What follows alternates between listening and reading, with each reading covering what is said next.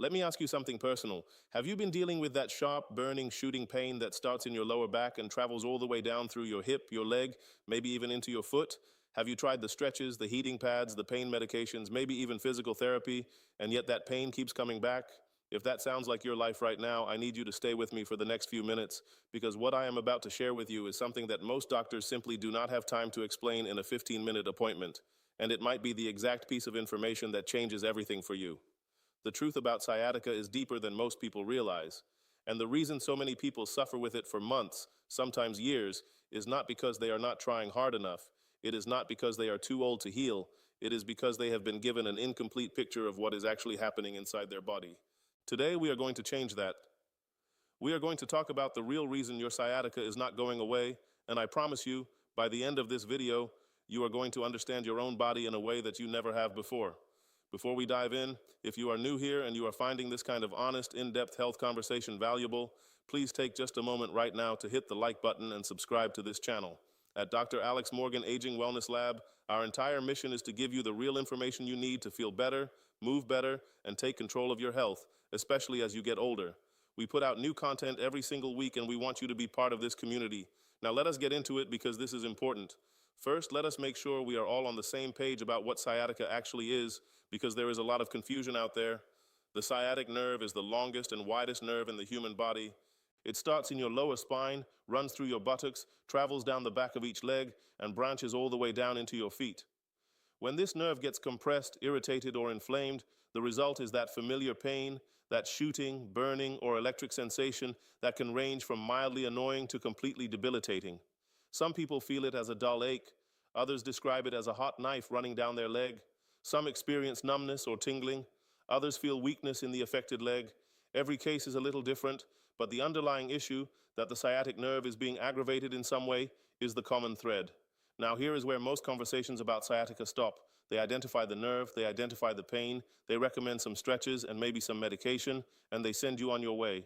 But here is the question that almost nobody asks. Why is the nerve being irritated in the first place? And more importantly, why does it keep coming back even after treatment?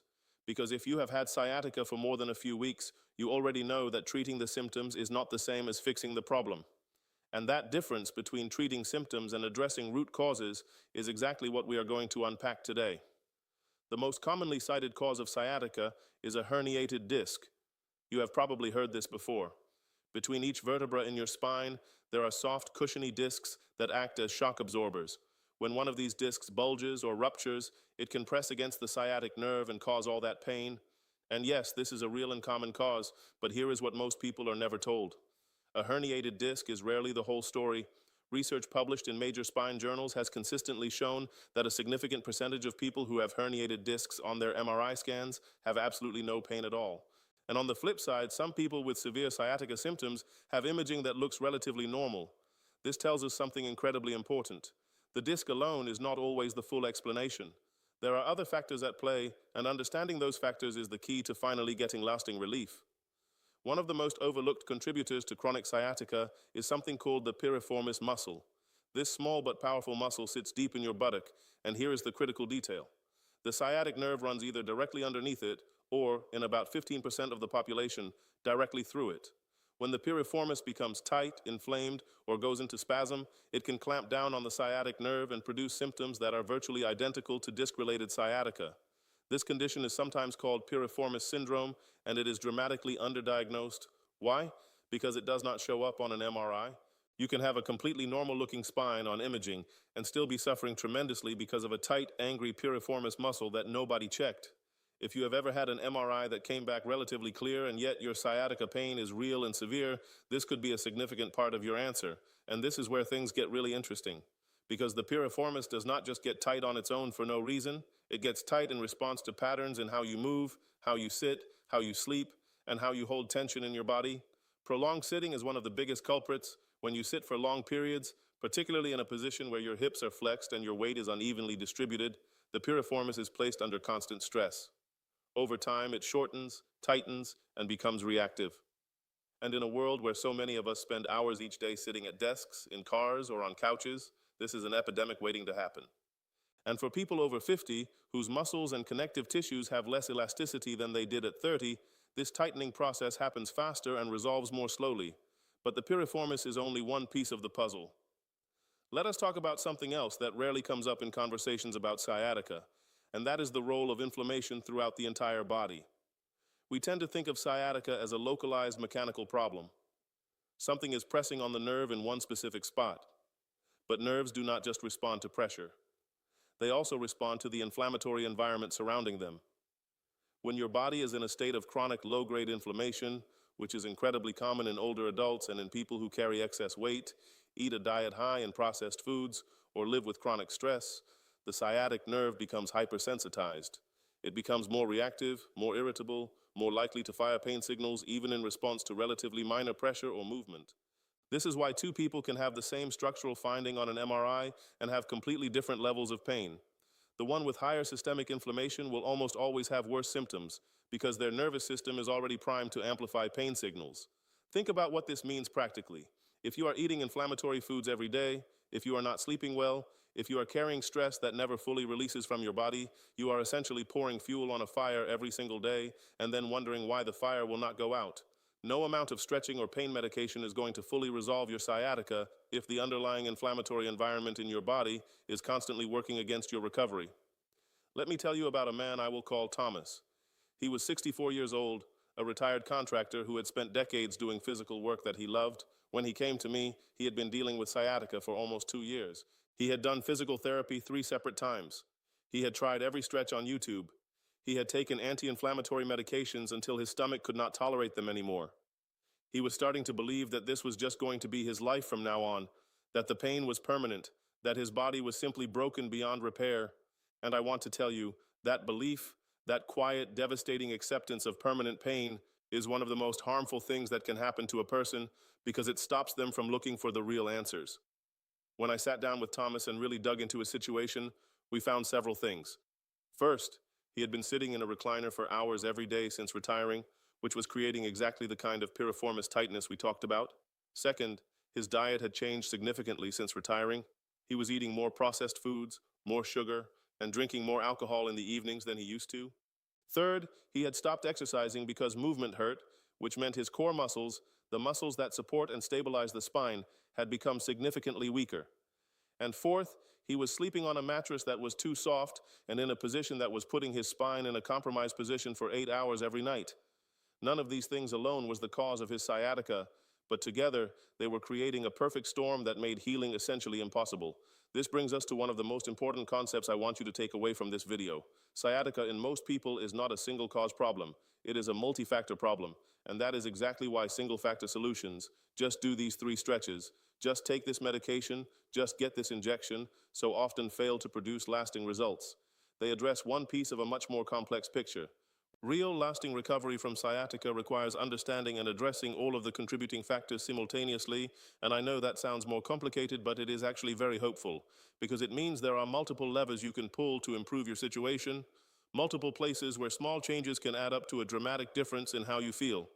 Let us talk about core strength, because this is something that gets mentioned a lot in conversations about back pain, but rarely explained in a way that actually makes sense. When most people hear core strength, they think about six-pack abs and doing 100 crunches. That is not what we are talking about here. Your core is a complex system of muscles that wrap around your entire midsection, including your lower back, your sides, your pelvic floor, and yes, your abdominal muscles. This system of muscles functions like a natural corset for your spine. When it is strong and functioning properly, it distributes the forces of movement and load across your spine in a balanced, controlled way. When it is weak, those forces get concentrated in specific areas, often the lower lumbar spine, where the sciatic nerve roots are located, and that concentrated pressure is a major driver of ongoing nerve irritation. Here is the problem. When sciatica pain is severe, people stop moving, completely understandably. Movement hurts, so they rest. But rest, beyond the first day or 2 of acute flare-up, is actually one of the worst things you can do for chronic sciatica. Because every day you spend inactive, your core muscles get a little weaker, your hip flexors get a little tighter, your glutes get a little less functional, and the structural support around your sciatic nerve gets a little more compromised. It is a vicious cycle. The pain causes inactivity, the inactivity causes weakness, the weakness causes more nerve irritation, and the nerve irritation causes more pain. Breaking this cycle requires very gentle, very targeted movement, even when it feels counterintuitive to move when you hurt. The next part is very important, and I want you to really hear this. Not all movement is equal when it comes to sciatica. There are certain movements and positions that aggravate the sciatic nerve, and there are others that actually help to decompress and calm it.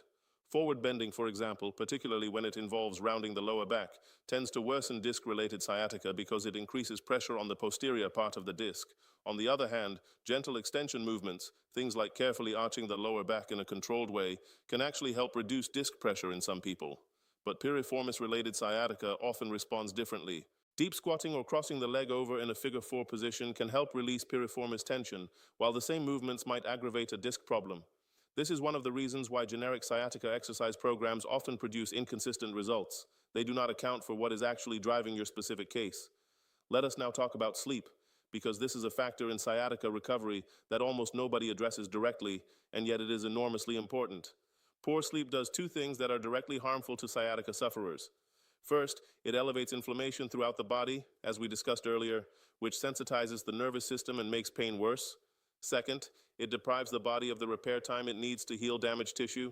While you sleep, your body produces growth hormone, conducts cellular repair, reduces inflammation, and restores the health of your nervous system. When sleep is poor or insufficient, all of these processes are impaired.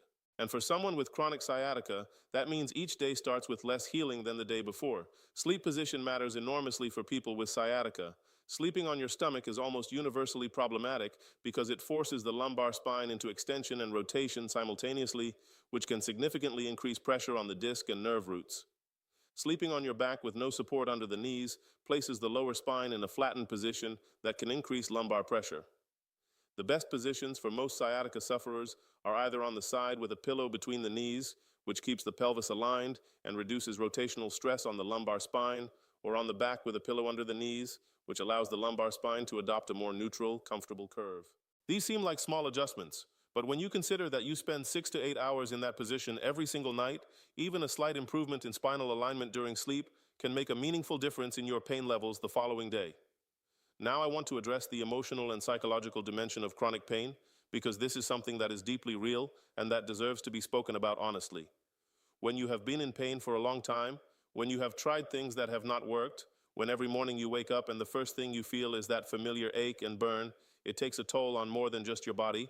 It takes a toll on your hope. It takes a toll on your patience. It can take a toll on your relationships, your mood, your sense of who you are. Chronic pain changes people. And the frustrating thing is that the emotional and psychological response to chronic pain, the anxiety, the frustration, the helplessness, actually feeds back into the pain itself through something called central sensitization. Central sensitization is a well-documented phenomenon where the nervous system, after prolonged exposure to pain signals, essentially becomes rewired to be more sensitive. Pain pathways become more easily triggered. The brain becomes hypervigilant to sensations that it associates with pain. And as a result, you can end up feeling pain in response to stimuli that would not normally be painful at all. This does not mean the pain is not real. It absolutely is real. But it means that part of the treatment approach for chronic sciatica must include addressing the nervous system's heightened state of alarm, not just the mechanical factors in the spine. This is why approaches like mindfulness, gentle breathing exercises, and cognitive strategies for managing pain perception are now recognized by the medical community as legitimate and effective components of comprehensive sciatica treatment. They are not replacing physical treatment.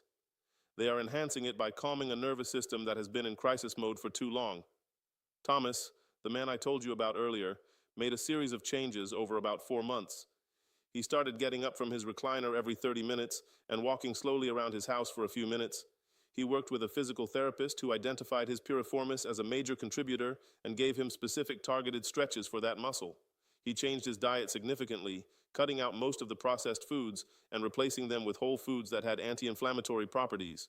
He put a firm pillow under his knees when sleeping on his back. He started doing very gentle core activation exercises, nothing dramatic, just learning to gently engage the deep abdominal muscles that had been dormant for years. And he started doing something he had never done before, which was a 10-minute breathing and relaxation practice before bed each night, not because he was convinced it would help, but because he was willing to try anything. By the end of 4 months, Thomas was not completely pain-free, but he told me something that I found deeply moving. He said that for the first time in 2 years, he felt like he was moving in the right direction. He felt like he understood what was happening in his body. He felt like he had some control again. His pain had decreased from what he described as a 7 or 8 out of 10 most days to a 2 or 3 on most days. He was sleeping better. He was moving more. He had gone back to taking slow walks in his neighborhood in the evenings, something he had given up entirely. He was not the same man who had sat across from me feeling hopeless. He was someone who had reclaimed something essential about himself. I want to be very clear about something. There is no magic cure for sciatica. Anyone who tells you otherwise is not being honest with you. But there is genuine, evidence-based hope. There are real steps you can take starting today that can change the trajectory of your recovery. Understanding the multifactorial nature of your condition is the first step. Addressing inflammation through diet and lifestyle is the second. Identifying whether piriformis dysfunction or dyspathology or both are contributing to your specific case is the third. Rebuilding core strength gently and progressively is the fourth. Optimizing your sleep position and quality is the fifth. And addressing the nervous system sensitization through calming practices is the sixth. These steps work together. They reinforce each other. And when you approach your sciatica from all of these angles simultaneously, you create the conditions for real, lasting improvement. I also want to say something to those of you who have been told that you just have to live with this, that you are too old to heal, that surgery is your only option. I want to push back on that respectfully but firmly. The research on sciatica consistently shows that the vast majority of cases, even severe ones, improve significantly with conservative treatment over time.